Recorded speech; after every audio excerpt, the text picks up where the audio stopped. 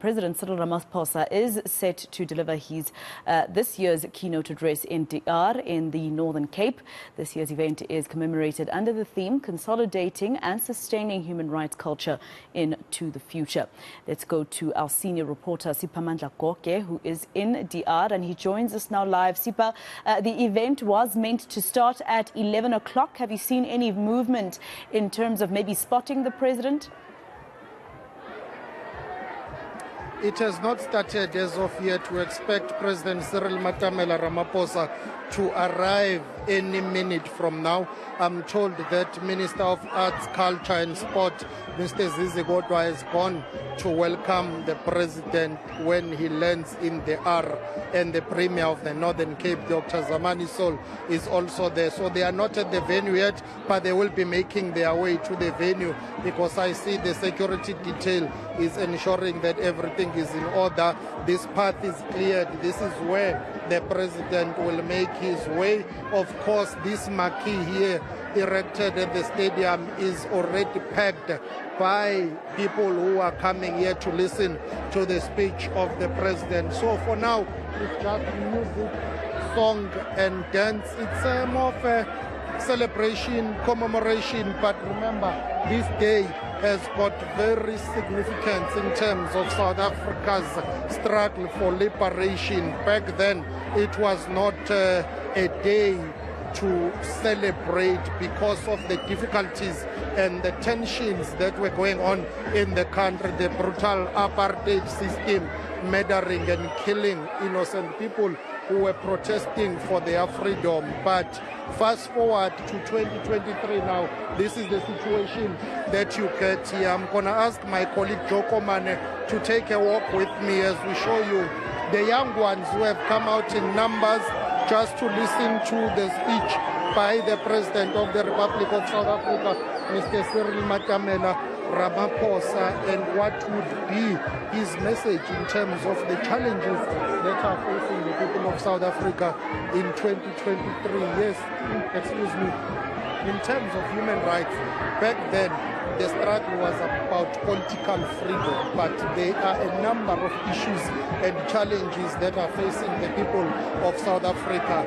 Their rights are being violated and not protected by violent crime that is rampant in South Africa. Poverty and unemployment are some of the challenges that undermine the rights of South African citizens. You know, the issue of not being safe in your own space.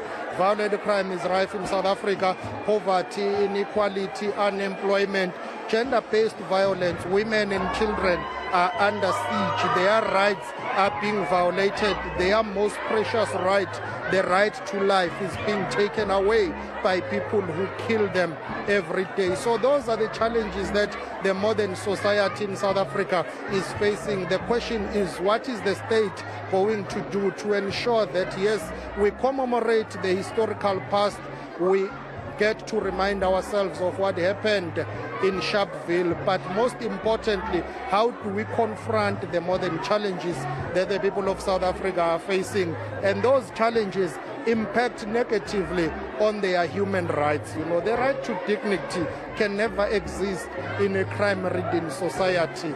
The right to dignity can never exist when you are not employed, when you are struggling to make ends meet. So all those challenges need to be resolved for the current generation to feel that their human rights are being acknowledged and they are being protected. But most importantly, that they live in a country and an environment that enables them to enjoy their basic human rights. And Sipa, any particular reason why the President chose particularly the Northern Cape to celebrate today? I mean, that is one of the provinces where people might feel forgotten because, you know, they are thought of last. You look at the schools that children are expected to be taken to, etc. Well, there's no particular reason apart from the rotational reason. Basically, every year, those who plan government events will say, okay, which province have we not visited? And then they will decide on the basis of that rotational policy to say we are going to the Northern Cape in the R. But it's very important why we are here in the R in the Northern Cape, because This is one of the smallest towns and communities that is plagued and ravaged by poverty. You drive around here, you see poverty and inequality. All the corners that you drive to, you will see that there is poverty, there is inequality. The Northern Cape may be the smallest province in terms of population, but in terms of geographical size, it's one of the biggest. And you drive around through to the Northern Cape, you see that there is a lot to be done in terms of uplifting the people of the Northern Cape. You know, they are affected by violent crime, unemployment, poverty, issues of health and education also come to the fore. So we expect that President Ramaphosa will address some of those challenges that need to be addressed, as I see members of the presidential protection signaling to the fact that President Ramaphosa will be making his way to the venue any minute from now. And I guess many people would want to hear what will be his message, and that message would be how is his administration going to turn around the situation that does not look good at the moment. Yes, we are commemorating this so that we do not forget what happened in the past, but currently what are the challenges and how are they going to be solved? So I guess all the youngsters that are here, all the elderly people that are here, they would want to hear practical solutions that will ensure that their basic rights are upheld and protected.